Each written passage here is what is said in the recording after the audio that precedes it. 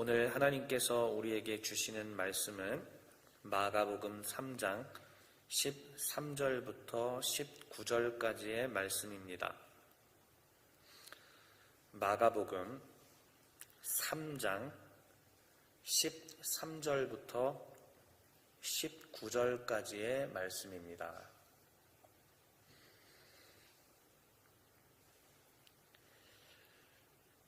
저 한 절, 또 우리 청중들 여러분들 한 절, 교독함으로 살아계신 주의 말씀을 받들겠습니다. 제가 먼저 13절을 읽겠습니다. 또 산에 오르사 자기가 원하는 자들을 부르시니 나아온지라.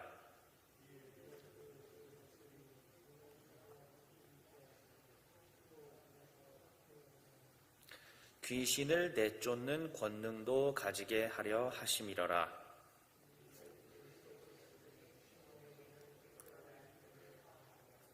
또 세베대의 아들 야고보와 야고보의 형제 요한이니 이 둘에게는 보아너게 곧 우레의 아들이란 이름을 더하셨으며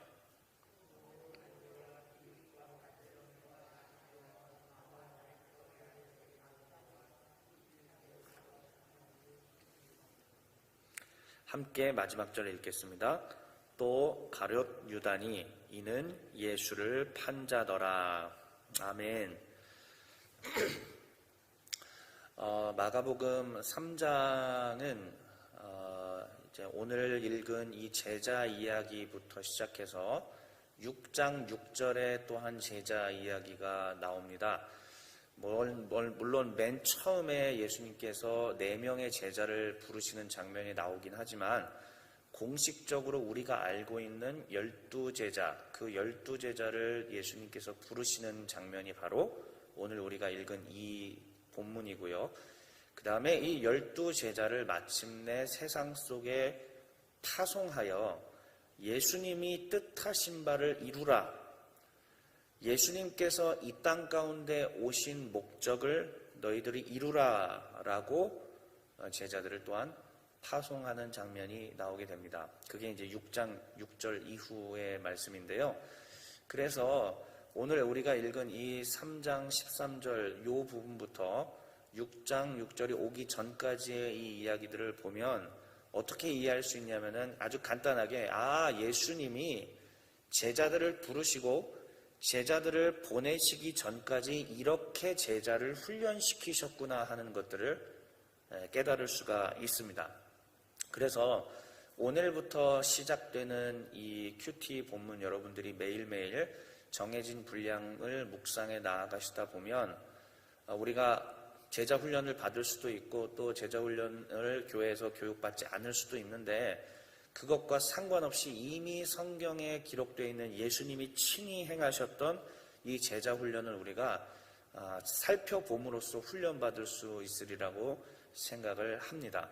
거기에는 예수님께서 행하신 기적도 있고 거기에는 예수님께서 친히 가르치신 내용들이 있고 비유도 있고 다양한 것들이 있습니다. 거기에 있는 내용들을 하나하나 자세히 곱씹다 보면 이것이 예수님께서 이 땅에 오신 이유였구나.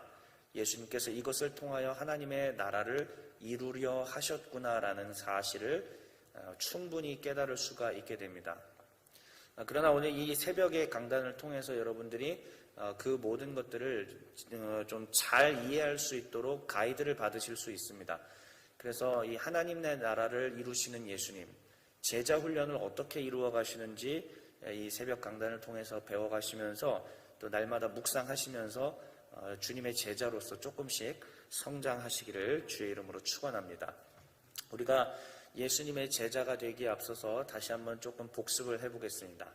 마가복음은 크게 세 덩어리 3막으로 구성되어 있다고 했어요. 1장 1절부터 8장 26절까지 갈릴리 사역으로 되어 있고 11장 1절부터 마지막까지는 예루살렘 사역으로 되어 있다고 말씀드렸습니다. 그리고 그 사이에 있는 두 번째 장면은 갈릴리로부터 예루살렘까지 올라가는 길 위에서의 장면들을 말씀해 주고 있습니다. 특별히 이 두 번째가 중요하다고 말씀드렸는데요. 왜냐하면 거기에서 바로 제자들을 길러내시는 예수님의 교육들이 나오기 때문입니다. 물론 이제 오늘 제가 말씀드린 이 앞부분에도 예수님께서 제자 훈련을 하시긴 하지만 이 가운데에 끼어 있는 많은 에피소드들을 통해서 이렇게 우리가 모자라고 못나고 부족하구나, 훈련 받았다고 하지만 또 이렇게 넘어질 수 있구나, 그런 것들을 배워갈 수 있습니다. 그리고 1막이 끝나는 장면에 맹인의 치유, 2막이 끝나는 곳에 맹인의 치유가 있어서 예수님께서는 이 제자들의 눈을 띄우시는 것, 그것이 마가복음에서 이야기하고 있는 초점이구나 하는 것들까지 제가 말씀을 드렸었습니다. 자, 그러면 다시 오늘 읽은 이 3장 13절 제자에 대한 본문에 오기까지 2장부터 이 부분까지 오기까지 좀 놓쳐서는 안 되는 핵심들이 있어서 짤막하게 그 얘기를 좀 하려고 해요. 그 사이에 무슨 일이 있었냐면은 중풍병자 고치셨어요. 그 다음에 또 세리였던 레위를 부르셨습니다. 그리고 우리가 잘 알고 있는 다 아는 얘기예요. 그 집에 들어가서 세리와 죄인들하고 같이 식사를 하시니까는 바리새인의 서기관들이 찾아와서 뭐라고 해요? 너희 선생은 어찌하여서 저런 죄인들하고 함께 어울리냐? 그때 예수님께서 얘기하시는 게 아니 병든 사람에게 의사가 필요한 거지 멀쩡한 사람들한테 왜 필요 있느냐?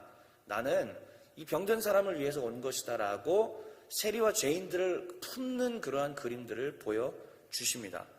근데 이게 여기서 끝나는 것이 아니라 더 나아가서 요한의 제자들과 바리새인들이 찾아와서 예수님한테 얘기하죠. 예수님의 제자들한테 당신 선생은 왜 금식하지 않느냐?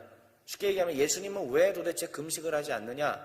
과연 그가 정결하고 주의 말씀에 잘 따른다고 볼 수가 있느냐? 예수는 이상한 사람이다. 이렇게 공격을 하기도 합니다. 그 뒤에는 또 어떻게 해요? 예수님이 안식일에 일부러 밀 이삭을 이렇게 비벼서 먹어서 안식일을 범하는 장면을 보여주시죠. 그 다음에 안식일에 또 손 마른 자를 치유하시면서 그 당시의 생각으로는 안식일을 범하는 장면을 보여주십니다. 여기까지의 내용들이 지금 제가 말씀을 2장부터 3장 5기까지의 쭉 내용들이었거든요. 근데 이 맥락을 이해하면서 오늘 이 제자를 세우시는 장면까지 같이 봐야 합니다. 2장 1절부터 이야기했던 이 모든 흐름 속에서는 중요한 게 있어요. 그건 뭐냐? 당시의 사람들이 메시아가 오는 날을 기다리고 있었습니다. 다시요. 바리새인들이나 서기관들이나 이러한 사람들은 메시아가 올 것을 분명히 기다리고 있었고 그들도 하나님의 나라를 기다리고 있었고 그리고 그들도 완성돼서 하나님이 통치하시는 완벽한 나라를 꿈꾸고 있었습니다. 그러니까 이미 저들도 메시아에 대한 기대감과 이런 것들로 가슴 부풀어 있었던 상태였는데 문제는 바리새인들이나 이 율법학자들이 생각했던 메시아가 오심 그리고 하나님의 나라가 이루어진다는 것은 저들은 어떻게 생각했냐면 이 율법 종교법들을 잘 따르면 어느 특정한 시점에 온 이스라엘이 안식일도 잘 지키고 온 이스라엘이 율법을 잘 지키고 하나님의 뜻대로 살기만 하면 어느 정해진 시점에 메시아가 오시고 하나님의 나라가 이루어질 것이다 라는 것이 저들의 생각이었던 것입니다. 그러려면 이들에게 있어서 가장 중요한 건 뭐냐? 세리니 죄인이니 더러운 것들을 전부 다 쳐내야 돼요. 잘라내야 돼요. 그리고 안식일을 더 아주 무시무시할 정도로 예민하게 지켜야 되고 이러한 것들을 했을 때야 비로소 주님이 오신다고 믿었던 겁니다. 바리새인들의 생각은. 그런데 예수님께서는 오셔서 지금 전부 뭐 하셨냐면은 중풍병자 고치면서 병만 딱 고치셨으면은 그냥 사람들이 와 혼비백산하고 예수님 박수치고 난리 났을 거예요. 근데 굳이 이런 말씀하시죠. 죄사하는 권세가 나에게 있다는 걸 알려주기 위해서도 내가 이거를 했다. 죄사하는 권세는 누구에게 있느냐? 하나님께 있죠. 그러니까 예수님은 은근슬쩍 당신이 하나님의 아들이라는 것을 거기서 드러내신 겁니다. 그 다음에 세리와 죄인들과 더불어서 식사하셨고 나는 그들을 위해 왔다라고 얘기하신 것은 뭐냐? 앞에서 죄사하는 권세가 있다고 얘기하셨는데 그 죄사하는 권세를 실제로 세리와 죄인들을 죄사하고 그들을 품는 데 쓰겠다라는 얘기예요. 그 다음 더 나아가서 금식 논쟁이 있었습니다. 요한의 제자들하고 바리새인들이 찾아와서 얘기를 해요. 왜 금식을 안 합니까? 왜 금식을 하라고 하냐면은 단순히 금식이 종교적이라서 이게 아니고요. 이 당시 사람들의 입장에서는 하나님의 나라가 이루어지고 메시아가 오시려면 종교법들을 잘 지키고 해야 되는데 너무 메시아가 안 와. 너무 더디게 오니까는 슬퍼요. 그래서 그거를 그냥 인위적으로 정해서 슬퍼하는 금식의 날을 정해서 그렇게 했던 겁니다. 그러니까 이 금식이 율법에서 본래 이야기했던 정신에서는 변질돼서 이 금식을 해야만, 이 애도의 표현들을 해야만 주님이 하나님께서 긍휼히 여기시고 메시아를 보내주시고 하나님의 나라를 이루어 주실 것이다. 이렇게 생각을 했던 거예요. 그런데 예수님이 이런 얘기를 하시죠.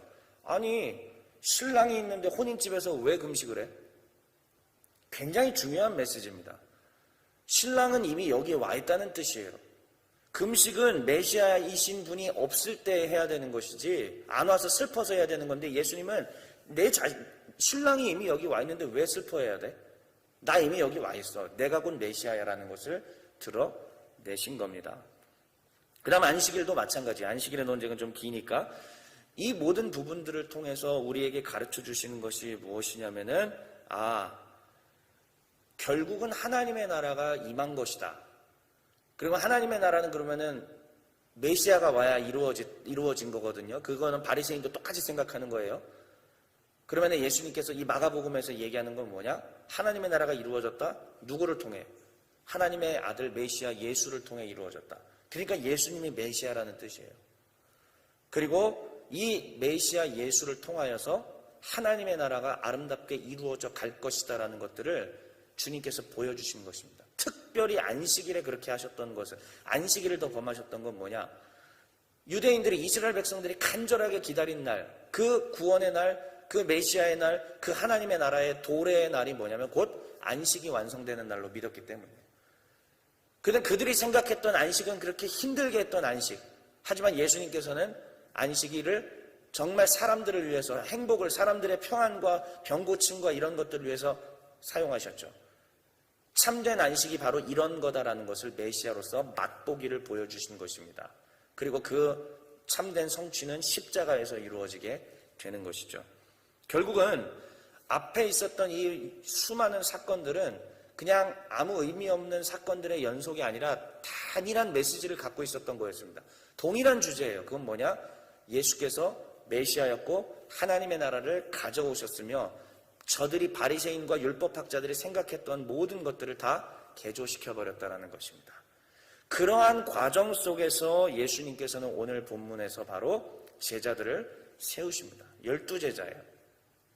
오늘 성경에 이렇게 이야기하고 있습니다. 산에 올라가셨다고 얘기하고 있어요. 산에 오르사라는 말로 시작을 하고 있는데 산에 올랐다라는 것은 의미심장하여요. 이거는 그냥 단순하게 생각할 게 아닙니다.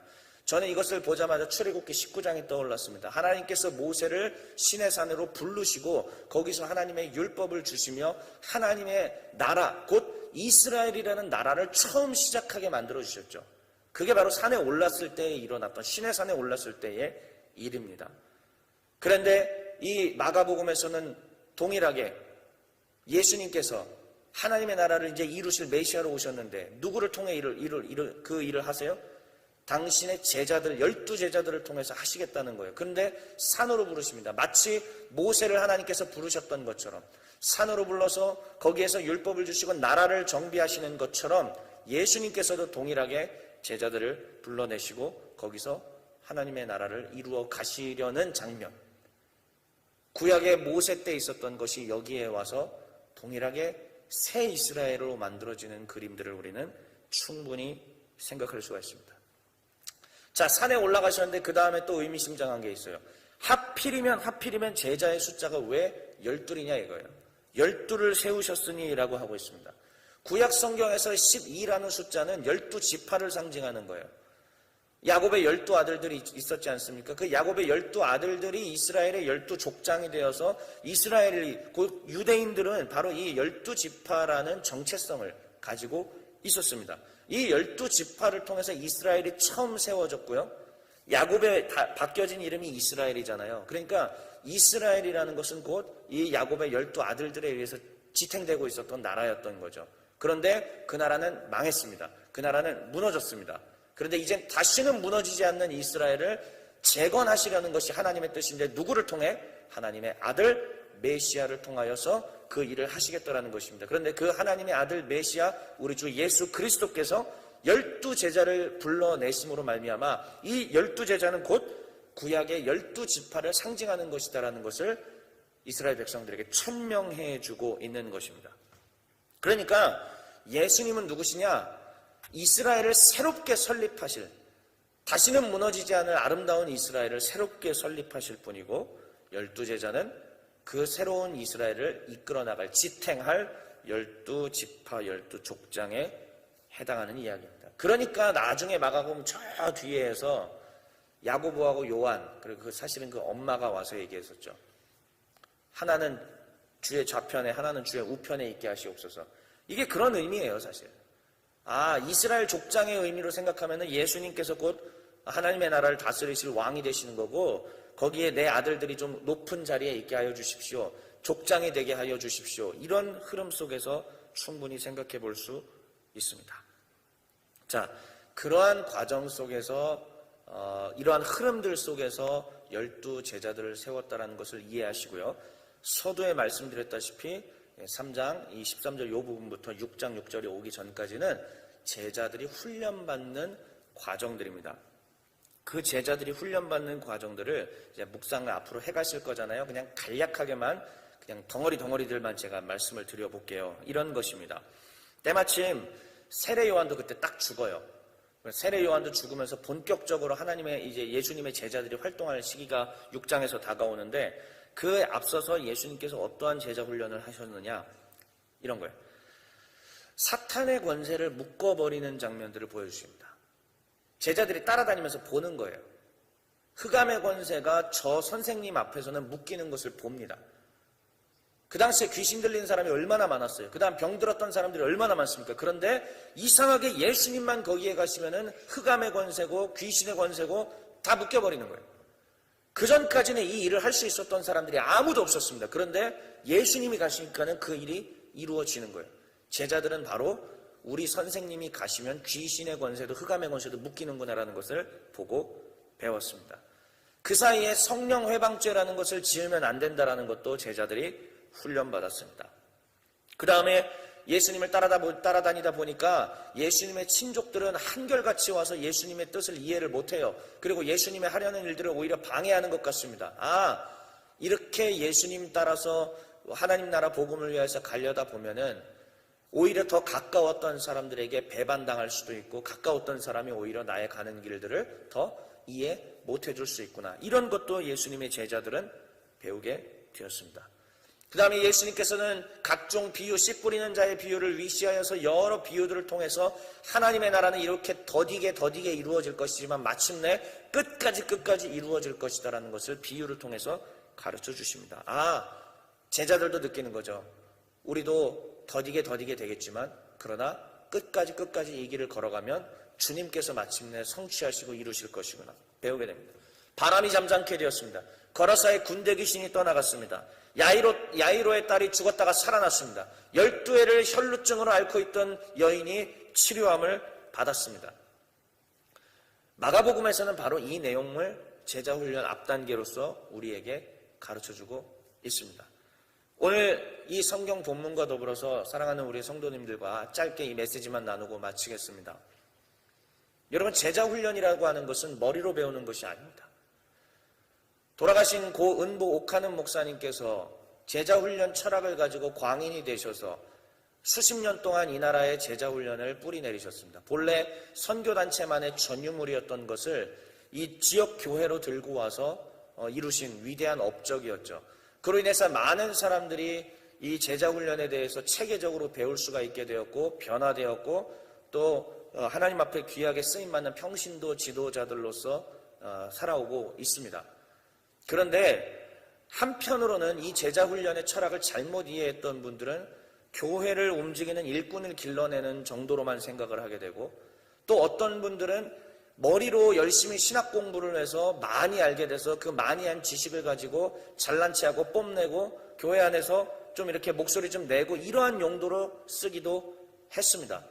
그렇기 때문에 거기에서 이 신물을 느낀, 환멸을 느낀 사람들은 제자훈련 무용론에 대해서까지 이야기를 했습니다. 그런데 제자훈련이라는 것은 사실 그런 것이 아니에요. 머리로만 키울 수 있는 게 제자훈련도 아니고, 또 여러 가지 프로그램을 받아서 수료증을 얻었다고 해서 내가 제자가 되는 것도 아닙니다. 제자훈련이라는 건 이런 겁니다. 살아계신 예수님을 친히 배우는 것입니다. 살아계신 예수님을 친히 배우고 더 나아가서 예수님으로부터 능력도 받는 것입니다. 머리로만 이해해서 신앙생활하는 것이 아니라 무릎으로 기도하고 하나님 앞에서 때로는 금식도 하고 때로는 주님 앞에서 간구도 하고 그리고 주님께서 바람을 잠재우시고 귀신을 쫓은 그 모든 것들을 직접 따라다니면서 경험하면서 말씀 속에서 기도 가운데 하나님이 역사하신 것들을 체험하면서 내가 가는 곳마다 흑암의 권세가 떠나가고 예수 그리스도를 인하여서 모든 변화가 일어나고 실제적으로 모든 영적인 파장들이 새롭게 되는 것들도 직접 체험해 가면서 변화될 때, 그렇게 능력도 받을 때 실제로 제자가 되는 것이죠. 그러면은 더 이상 교회에만 머물러 있는 게 아니라 교회에서만 하하호호하는 일꾼이 아니라 직장에서, 사회에서 가는 곳곳마다 그리스도의 향기와 평강과 주의 샬롬의 역사가 나를 통하여, 제자 한 명을 통하여 이루어지게 될 것입니다. 이게 바로 예수님께서 우리에게 제자 훈련으로서 명령하신 것이고 앞으로 우리가 걸어가야 될 길들입니다. 오늘 읽은 성경 본문 14절 15절을 읽고 제가 마치겠습니다. 이에 12를 세우셨으니 이는 자기와 함께 있게 하시고 또 보내사 전도도 하며, 제자를 통하여서 전도하게 하시고 귀신을 내쫓는 권능도 가지게 하려 하심이로라. 이것이 바로 우리 주님께서 우리에게 명령하신 것입니다. 오늘 시간에 함께 말씀을 생각하며 기도할 때에 주님, 나도 주님의 제자로 온전히 서게 하옵소서. 머리로만 아는 신앙에 그치지 않게 하시고 위로 하늘로부터 주님께서 주시는 권능을 덧입어서 내가 가는 곳마다 악의 세력들과 흑암의 권세가 떠나가고 내가 가는 곳마다 그리스도께서 주시는 참된 평강과 샬롬이 있도록 허락하여 주시옵소서. 주님, 주님께서 허락하시는 시간 동안 최선을 다하여서 주의 제자로서 훈련받고 주님의 파송을 받아서 내가 가는 가정과 내가 가는 사회와 내가 가는 모든 직장과 모든 곳에서 주의 제자로 살게 하여 주시옵소서. 우리 이와 같은 제목으로 이 시간에 기도하시고 또 개인의 기도 제목들을 가지고 기도하시다가 자유롭게 돌아가시겠습니다. 함께 기도하겠습니다.